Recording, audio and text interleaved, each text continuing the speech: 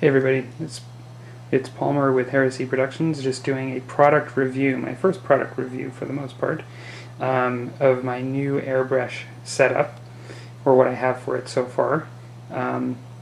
And so I know when I was researching this I had a lot of questions, and I'm not the expert at this point, but I thought I would do just a little bit of a review of the product that I got and show a little bit for new folks getting into this, what they're like when you should turn them on and things to look for.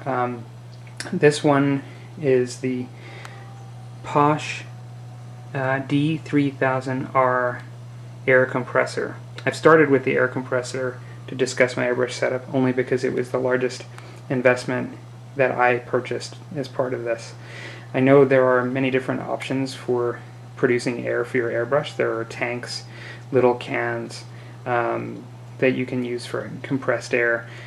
I've went the route of the compressor, mainly, I guess, convenience, just not, I didn't really want to, I thought that, I didn't really price it up, but I thought that the little cans, well, one, I don't think you can control the pressure on them, but it's just something where it's a consumable that you're basically going through like paint, and I just have to keep going down and getting more, and generally I felt that it probably would have been more expensive in the long run if I was to continue using it, and of course then it wouldn't be, I don't think it's there's any way you can control the flow.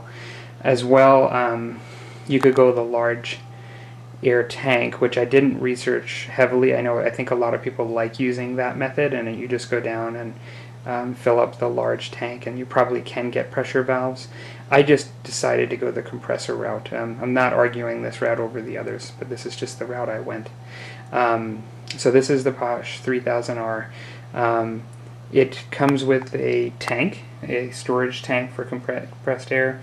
The unit that looks fairly similar to what you would see in most of these kinds of products, this sort of design. This is an oilless piston-driven compressor, which means that it can get warm, and it is, I guess, they're meant to be a little bit quieter, although they do make noise, as I understand it. Now, this particular model also has a pressure gauge that you can control, and that's controlled with this nozzle here. That locks it. You basically can turn this to control it, and I'll show that in a minute. And as well, there's this here that can control pressure, and I believe this catches water that may be going through the moisture.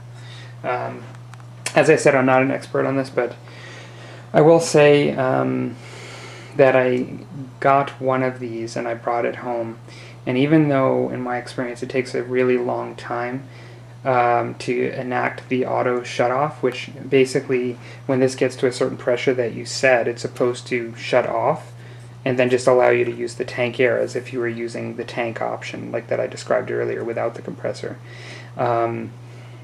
It never did shut off when I first got this, and so I brought it back and they couldn't replicate it, and so I ended up getting another one at a different shop actually. The reason I got this model is just it was basically a price point situation. I'm not going to argue this model over others. It does actually have those different pieces that I've talked about and I've seen it as high as 250 Canadian and as low as 160 Canadian, depending on the shop. Pretty big swing in price. But for 160 Canadian to get something that's regulated, goes up to a fairly decent PSI, not that we need that in modeling to go up to 150 PSI or something like that. I don't know that, even being new to airbrushing, I don't think that that's a normal pressure to be at. But then having this tank piece and the auto shut-off were really important to me. Part of that is because it's an oilless piston engine, you don't want it running all the time because it will reduce the lifespan of the compressor. And so having said that, as I'll show, I found when testing this out and practicing airbrushing that it was on more than it wasn't, and so it did reach that pressure if I took a break or whatever, and it would allow you to work for a bit. But I still found, and I think I was practicing between 20 and 30 psi, I still found that it was running more often than not, despite having the tank. And so I'm interested in others' thoughts if they experience that too.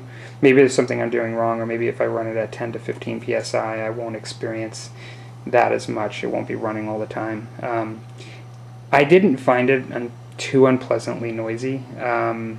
I actually keep this on the floor. Now I just put this here just for the purposes of the video. But I didn't find it too noisy, but I'm going to let you sort of listen to it now. You can let me know what you think. And so what I'm going to do is I'm going to try to adjust this to maybe get to 25 or 30 psi, and you can also see how long it takes to actually fill the tank and get to the point where it would be quiet. So I'm right next to this now.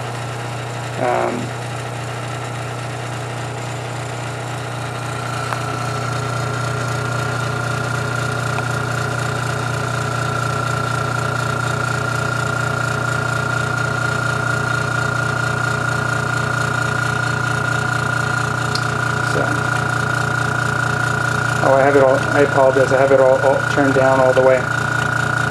So I'm turning this counterclockwise to adjust this to get to, let's say, 30, which should be pretty high for what we need, I think. So we're already at 30.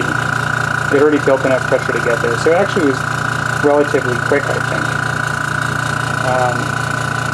Now it's actually going up. I'm just going to dial it. I'm going to actually dial it down slightly.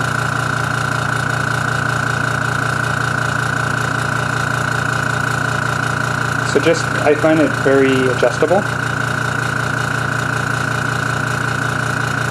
And for those of you that might think this is very noisy because it's right next to the camera, I'm going to put it on the floor in a moment just to also show you what it would sound like. Actually, while it's building up its pressure, I might do that right now. So some of that noise was vibration noise on the desk. I just noticed it went down quite a bit. So that's the noise on the floor where I normally keep it. And this is going down towards the camera. You can hear it perhaps a bit more. But it's actually fairly quiet, and it has these rubber boots on the bottom. That actually, I think, deadened the sound a bit too. And I'm just going to leave it there now for the rest of the video. I'm not going to bring it back up on the desk, because that did actually increase the noise volume. And now, I didn't have it. It takes a second to just sort of dial this in to what you exactly want while it's building pressure. I'm just going to put it back up a little bit again to 30. There we go. Okay, and so it's been really going this whole time here and still not shutting off.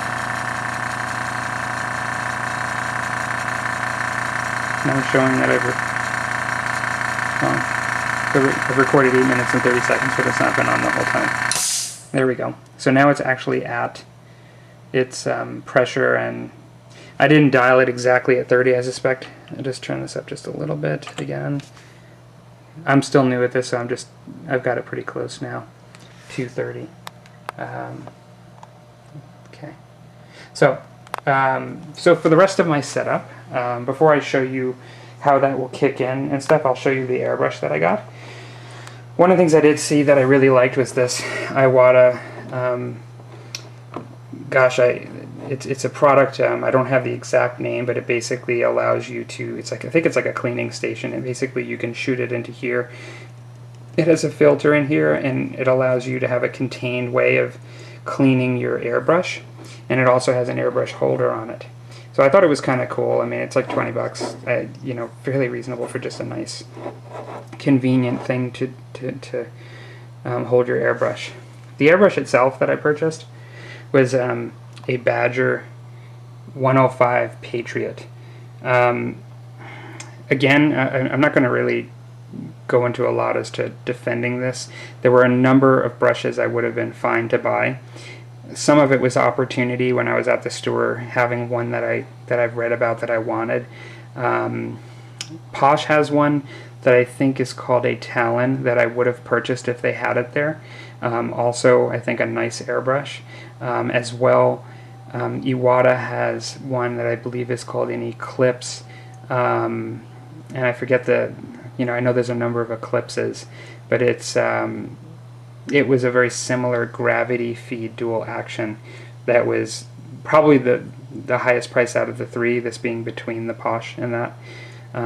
Also, some of them come with various options of additional needles and things that all have to be calculated into it. But they had this where I got the original compressor, and it was one that I read about. I think it is good for a reasonable level of detail, but it's not a fine detail airbrush, I don't believe, like extremely fine. From what I understand, you can go and get a lot finer detail airbrushes. I've taken some of it apart already just to clean the needle, and it's fairly easy to take it apart. I'm completely new to airbrushing, but I found using it I was able to make some shapes and do some of the exercises that you want to do when you're training how to airbrush fairly easily. It comes with a rubber cap as well as a sort of paint cup that has a hole in the top, so you could put that on so you're not spilling it. Really nice size paint mixing cup, and I found this to be very smooth action on this. The cap itself, I have seen that some of these are different. I can't comment, but this is just sort of the way the needle is held here. It has this sort of cone over it, over the tip. And yeah, I'm going to show a video just of me doing some priming, testing out some priming, some miniatures just for the first time, and I'll show you a little bit how it works. But for now, actually I should just take this off. I'm going to focus on using this as a way to bleed off air, as if I was airbrushing. So, and just to show how much this is affected by the airbrushing and how the dial goes down, and also when how much it's running and how much it's not, etc., as I alluded to, just for those that are interested in these products. So here I go, basically activating. I'm pulling back all the way on this. I could go forward a bit just to show less. So the dial should be going down a bit, and now it's kicked in. That's actually not a bad amount of air before it started kicking in again. And I'll just show how long it's going to run again just to get to that.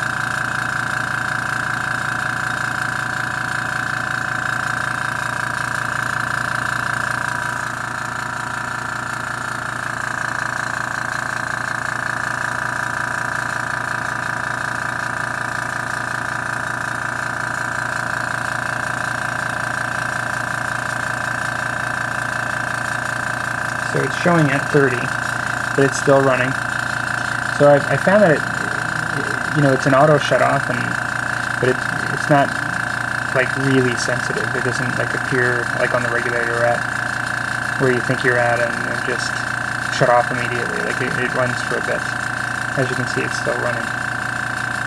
And so when I was using this, I just found that it was running a lot. It worked really well. And so I'm not sorry that I got this, but if you're looking for something that might be like extremely responsive, like kind of, let's say, running less often than it is, having more time from the tank and running less often, I'm not sure if this is the one. But then again, I'm kind of new at this, and so there we go, we're off again. And then if so right now I'm theoretically airbrushing.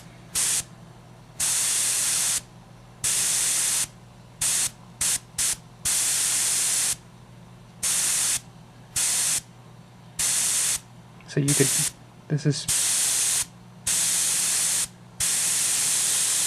I know a lot of times for the stuff I'm taking, learning how to airbrush, they tell you to be running the brush more often than not, and just sort of pushing forward and, when you're doing your lines. And so if you were doing that, running the arrow, then you're gonna see that it's running more often than not.